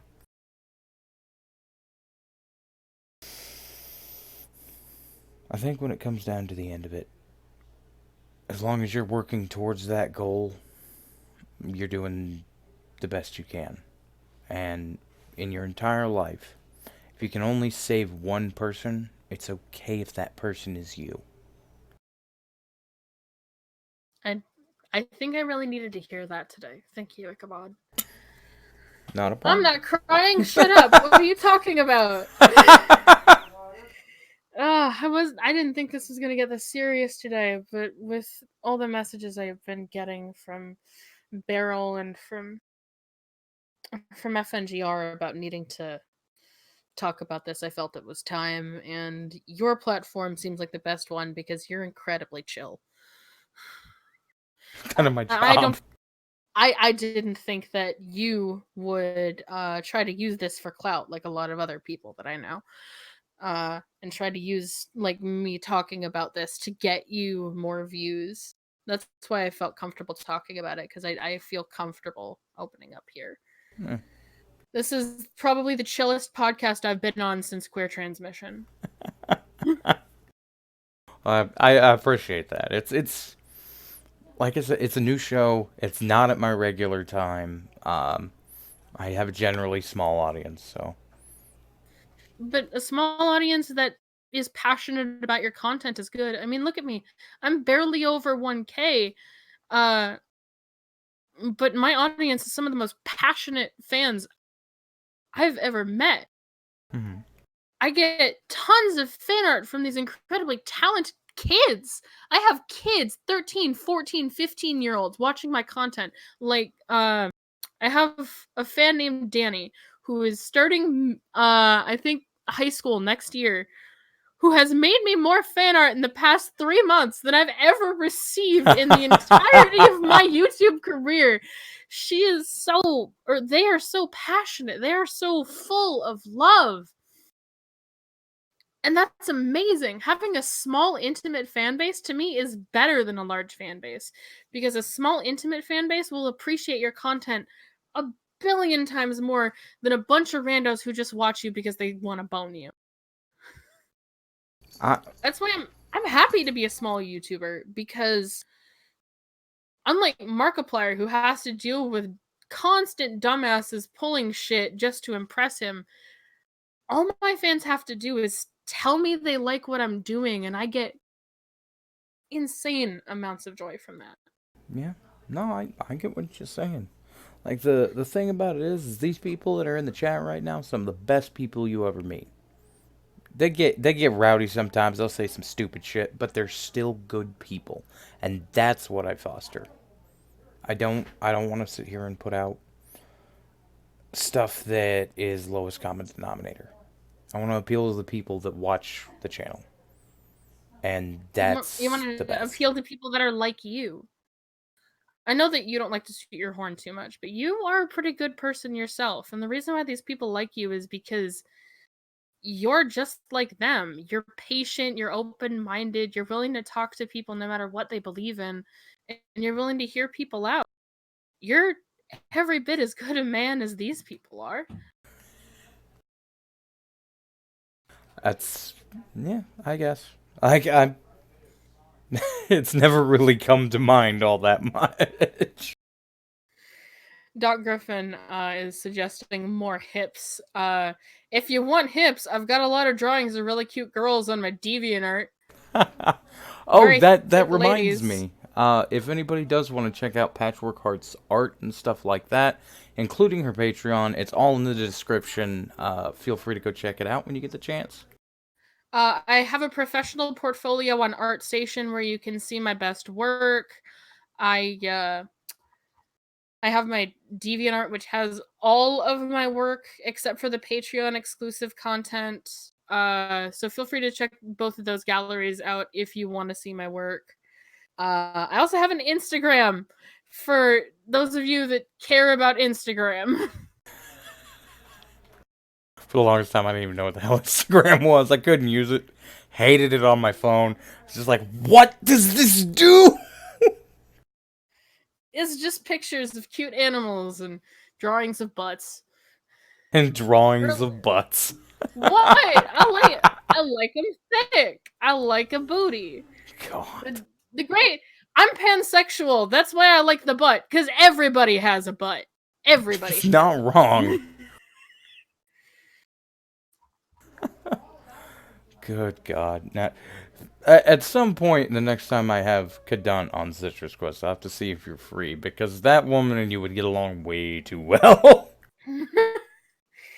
I mean, I like to have fun, so maybe if I'm free, I'll come on again and hang out with you and this interesting lady.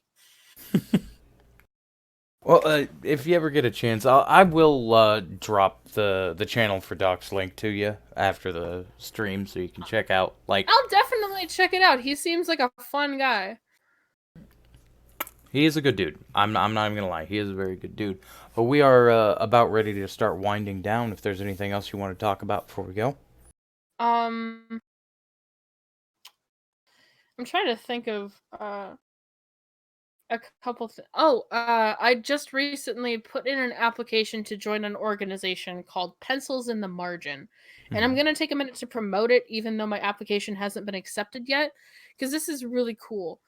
For people who care about civil justice, organizations like the ACLU, uh if you want to support a charity and get something out of it too, Pencils in the Margin is an organization where if you donate to a select charity from their list of charities, a random artist from a list of over 500 volunteers will make you a commission or a custom piece of merchandise as a gift in exchange for your donation. It's a great way to support artists' content and help artists build their portfolio and also donate to a really good cause. So, one of their most popular is the ACLU, and that's the one I'm trying to sign up for to join. So, if you guys want to support some artists and also want to do something good for the world, definitely check out Pencils in the Margin because they are so fucking cool, and I love what they're doing. I really feel like there's not enough artist driven charities out there because there are a lot of us. I don't know if you've noticed, but there are a lot of furries out there. Yeah, there is a shit ton of furries out there. I ain't even gonna lie.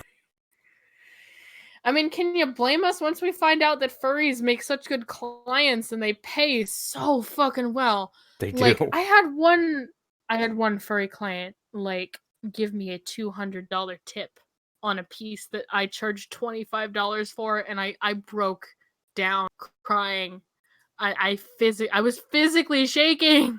It was so intense because it's like, oh my god, that's almost 10 times what I charged you. Why the hell? And they're like, I like your shit. Like I'm your like, oh art, shut shit, up. take the fucking money, bitch. Furries are some of the nicest people you will ever meet when it comes to clients. Unless they're into the weird shit. Like, are you familiar with that dude who only commissions pictures of busty, blonde capitalist women cutting down trees, buying large amounts of Wonder Bread? Like, that's a thing. There's a dude I'm whose entire sorry, that is fetish, oddly specific. like, it's a very specific fetish. Yeah, I can't remember his name for the life of me, but there's this dude whose entire fetish is busty blonde chicks in grocery stores spending millions of dollars on white bread and cutting down rainforests while incredibly horny. That's their whole fetish is just world destroying white bread loving busty blonde chicks. And they have commissioned over 300 pieces of this fetish. And they're so fucking weird. Ugh, this guy's been blacklisted on so many forums because people are so weirded out by this kink. I mean, yeah, no, Shadman, no. No, Shadman has actually done art for this person. God damn it! I know it. I know it. I've seen it on the fucking Tumblr post with a compilation of all this weird shit. Fucking Shadman. That man's got no shame though. That'll draw anything. I ain't gonna lie about that, dude. Nah. Yeah. That guy's drawn some fucked up shit. His art style is so beautiful, but he spends it drawing lolicon. He drew porn of the little girl from what the fuck is it? You know that show Spartacus is from? You know the show that the We Are Number One meme is from? Oh God, Lazy Town. Yeah, Lazy Town. He drew porn of the Lazy Town girl having sex with Robbie Rotten. I mean, weird number one, I guess. I accidentally saw it while browsing Tumblr, and I blocked the person that fucking reblogged it because I don't want to see that shit. That's Oh fucking. God. She's in canon. She's 14. See, now God. you've started a discussion about what people's weird kinks would be in the chat. Flying Falcon comes in and says, "If I had one, it'd be hot girls in or on old planes." Oh, so you're into those pinups, huh? Those No. those wartime pinups, Flying Falcon. Well, he flies planes. Like that's what he does with his time is he flies old planes. And he had done one for Chambers and ended up with a piece of art that Chambers had done on the side of the plane.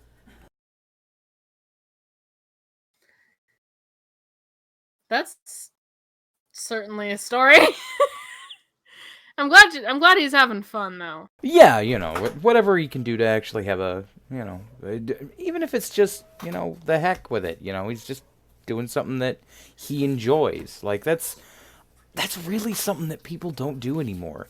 And it weirds me out. They don't just enjoy things.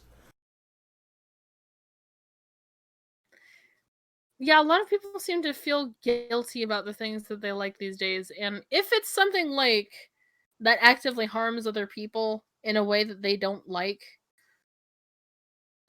then yeah, maybe that's something to be concerned about. But if what you enjoy harms absolutely no one, including yourself, then I don't see any shame in liking it. It's why I still play Minecraft, even though it's kind of a meme that it's a trash game these days. I have fun with it, and I'm an unabashed fan of Minecraft. I love modding it. I love building obscenely large castles and filling them with cats. Like With cats?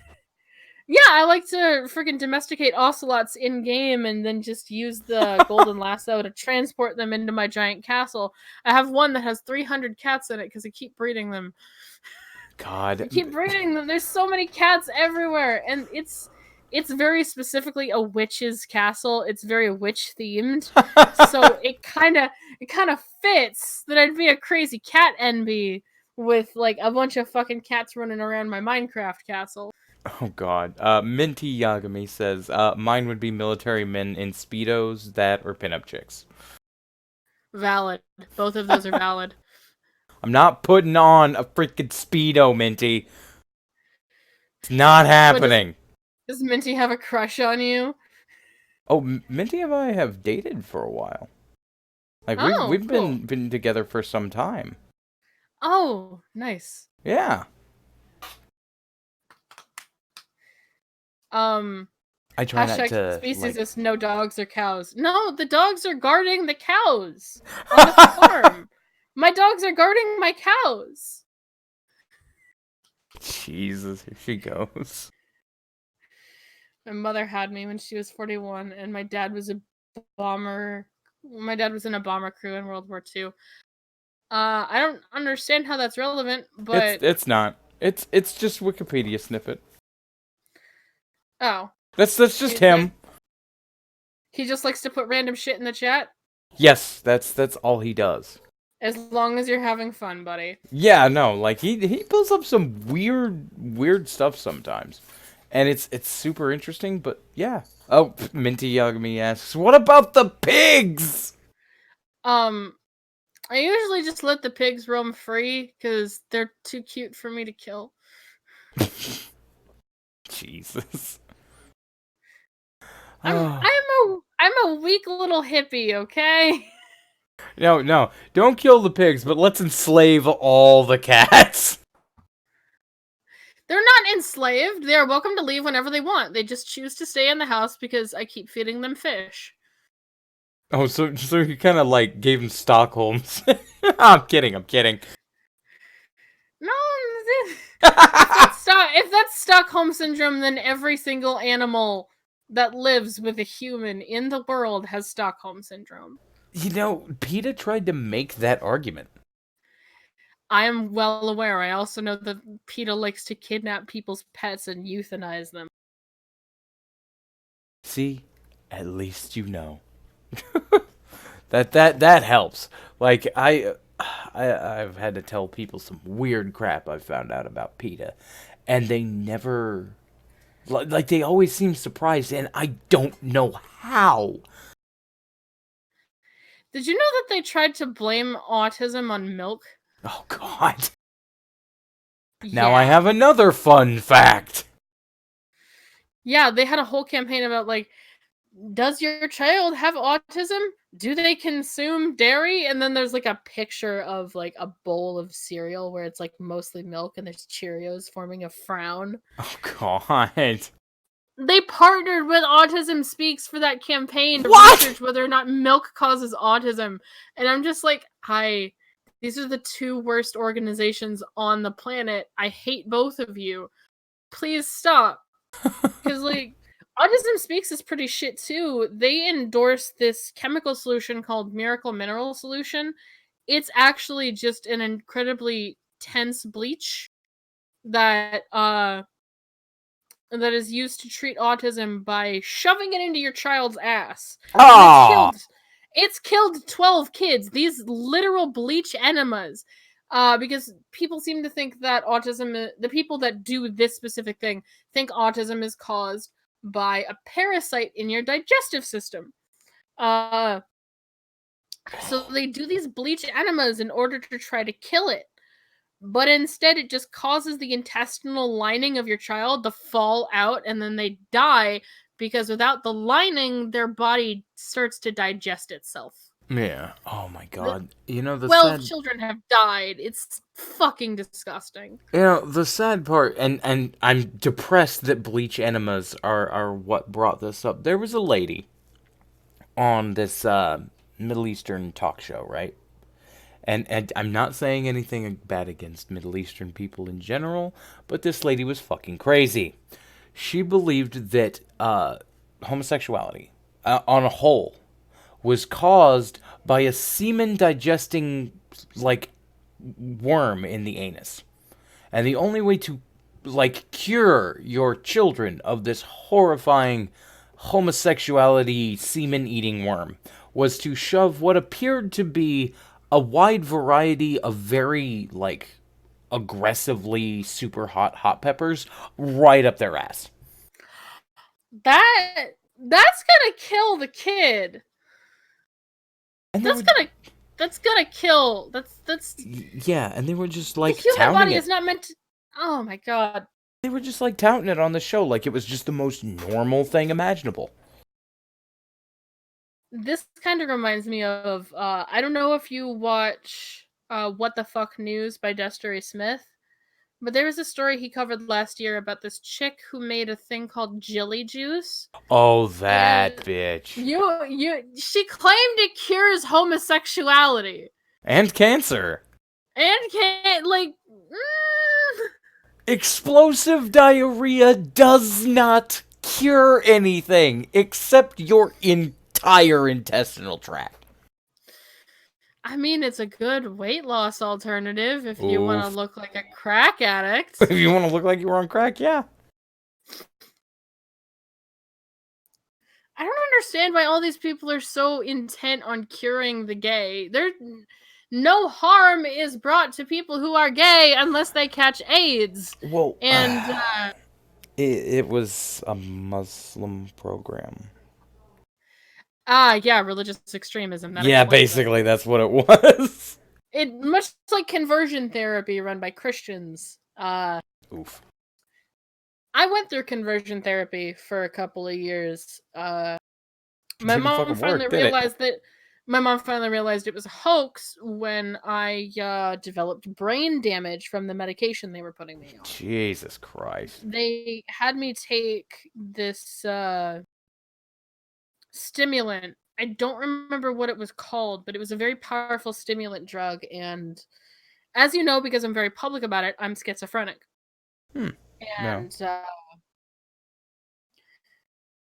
the stimulant exacerbated the chemical imbalances that caused my schizophrenia and made me so unstable that my literal brain matter started to deteriorate. And now I have balance problems and had to work for 4 years with a speech pathologist to overcome my stutter. That's why I have so many long pauses when I speak. I have to sometimes stop and recenter myself. I edit it out in my videos so that it doesn't create any weird jarring effect with people, but you can notice it when I talk that sometimes I stop and I did it. You have to process things, but I you're gonna make yourself hyper aware of it if you keep pointing if I it keep out. talking about it, yeah, no, it's very there. It takes a lot of time to overcome speech damage in speech pathology, which is why I think every single fucking school in America should have a speech pathologist so that kids who have trouble with articulation can receive free treatment through the educational system. But I'm a fucking commie, so who cares what I think, right? You're not wrong on that particular subject. A speech pathologist would be an incredibly useful addition to any school system, but the sad part of it is they don't put enough money in education to actually do it. Well, we've actually got a couple of questions in the chat. We've got about 8 minutes left, so if you're up for answering them, I can go ahead and ask them. Yeah, sure. Wikipedia snippet asks, was it like an ADHD drug, like Ritalin or Adderall? No, I think it was an antipsychotic that contained some of the compounds that are in Adderall, but taking Adderall itself has never given me brain. I think it was a medication for people with dissociative identity disorder. I think it was an antipsychotic that contained high concentrations of stimulants. Yeah, no, I know what you're talking about. Um I've been on ADHD itself before, and that has never exacerbated my schizophrenia, but certain antipsychotics make it worse Yeah, all the no, time. it is a serious issue if you have schizophrenia, and like you take in the wrong medication, it can really mess you up. Yeah. Speak of the devil, Flying Falcon asks what schizophrenia is like. Wikipedia snippet does point out that symptoms vary greatly, but he's like, What's your experience with schizophrenia? Well, mine specifically is sensory hallucinations. There's are certain things that trigger my hallucinations specifically. Like if I see images of insects, I begin to hallucinate them crawling under my skin. I Mm, begin to feel like large swarms of insect under my dermis layer, and if it's bad enough, I will physically see it. But that's just my brain creating the illusion of like my muscles moving mm, in a way that looks like insects under my skin. It's very easy to instigate that response. It happens anytime I go outside to smoke. If I see a bug, I will start hallucinating and have panic attacks because of it, and I will go mute for long periods of time when this happens because my cognitive centers shut down in order to focus more brain power on calming down my hallucinations and like reducing my anxiety. yeah.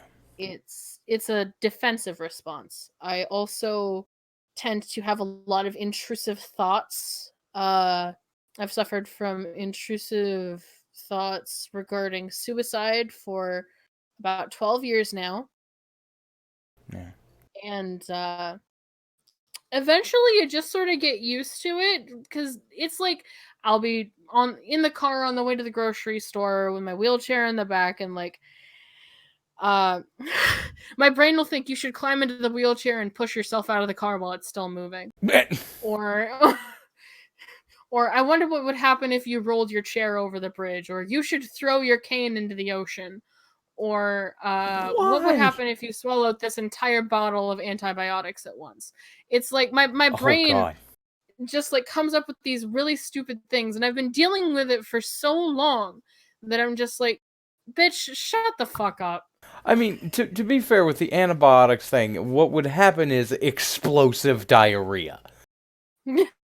Yeah, probably. Yeah, no, like I've taken too many antibiotics at once, and that's how I ruined 3 pairs of pants. Dear God. Um, but yeah, my schizophrenia is mostly intrusive thoughts and sensory hallucinations. Mhm. But I have other disorders that impact how it affects me.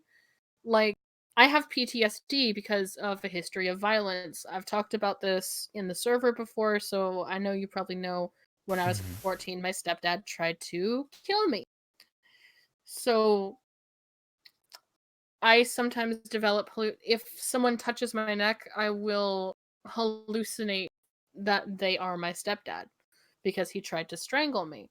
And I will go into an episode where my PTSD is impacting what I hallucinate. Yeah, And it's I will think I'm 14 again. I will have a delusion where I think I'm 14 again and I think I'm being killed. yeah, And it's it is terrifying. traumatic response triggers. Um, Yeah. Basically, it's schizophrenia exacerbated by a previous trauma. Mhm. Uh that has gone down a bit over the years because uh I've used a lot of behavioral therapy to keep my PTSD in check, which has reduced these specific hallucinations, but I still have them sometimes at doctor's appointments during a physical exam. And I do not live in a town with good healthcare, so I would have these panic attacks, and my girlfriend would have to like explain to the doctor what's going on because they didn't know that PTSD and schizophrenia can be comorbid. They didn't know that those two things can exist in the same person. Hmm. Because the doctors out here are shit. Yeah, They no, they sound they're not the best. These are the kind of people who will perform surgery on your leg and leave you on a gurney for 20 minutes with an open wound. Yeah. They're not bright. Flying Falcon asks if you have to script or practice conversations. He has a friend who has to, and he has to because of his autism. He is not schizophrenic. Oh, yeah, no, I practice conversations in my head all the time. All the time. Sometimes I will, if I'm home alone, I will talk to myself in order to process through potential conversations I'll have about my mental health in the future so that I have something in my brain to say in case I get nervous or anxious or ashamed of my mental health problems so that I can just push that out and work on processing my mental health struggles later. It's sort of like building a bomb shelter in your backyard but for conversations. Well, that is absolutely fair. That said, we are coming up on the 2 hour mark, which is when we'll be cutting off. If anybody wants to check out Patchwork Hearts, like art or anything else, please please feel free to scroll down into the description. You'll find all of the relevant links there. I would like to thank you for coming on. I do appreciate it. Happy to be here. I'm always happy to come on to podcasts with people that I like. And especially, as always, thank you all very much in the chat for showing up and going ahead and spending 2 hours listening to me ramble on with somebody else. Glad you're capable of listening to my bullshit for this long, you guys. Well, they're used to listening to my bullshit, so they're used to it. Nice to have some variety. Well, as always, I've decided to come up with a new outro for the show because I've got raccoon shit to do. Isn't really going to give much to the artist itself, but this was one of the things that we had actually put on merchandise a while back because I thought it was a good saying, and is at the end of the day, always remember that it doesn't matter what flavor you are. Here at Citrus Quest, you belong. That's so wholesome. Oh my god, that's the cutest thing I've ever heard. And I'll see you guys next time. I'll see if this actually